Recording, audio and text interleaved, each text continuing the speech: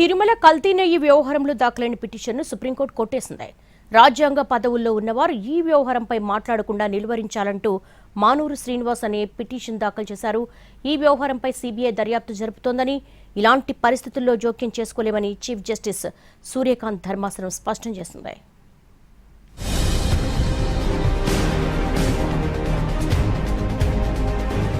తిరుపతి లడ్డు కల్తీ వ్యవహారంపై సుప్రీంకోర్టులో విచారణ సందర్భంగా chief justice of India justice Suryakant కీలక వ్యాఖ్యలు చేశారు. మానూరు శ్రీనివాస్ అనే వ్యక్తి దాఖలు చేసిన పిటిషన్పై విచారణ జరిపిన చీఫ్ జస్టిస్ ధర్మాసనం పిటిషన్కు విచారణ అర్హత లేదని కొట్టేసింది. కేసు విచారణ సందర్భంగా కీలక వ్యాఖ్యలు చేశారు సీజేఐ జస్టిస్ సూర్యకాంత్. తిరుమలకు సప్లై అయిన నెయ్యిలో జంతువుల కొవ్వు కలిసిందని చెప్పడానికి మీరేమైనా నిపుణులా అని పిటిషనర్ తరపు న్యాయవాదిని చీఫ్ జస్టిస్ ప్రశ్నించారు.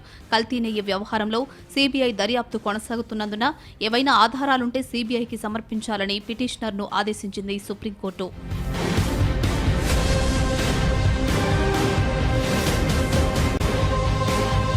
తిరుమలలో లడ్డు తయారీకి వినియోగించిన కల్తీ నెయ్యిలో జంతువుల కొవ్వు, రసాయనాలు ఉన్నాయని చేసే ఆరోపణలను ఆపాలని సుప్రీంకోర్టును ఆశ్రయించారు మానూరు శ్రీనివాస్.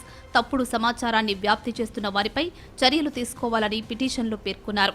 ఇప్పటికే సుప్రీంకోర్టు ఆదేశాలతో సీబీఐ నేతృత్వంలోని సిట్ ఏర్పాటు చేసినట్లు స్పష్టం చేశారు.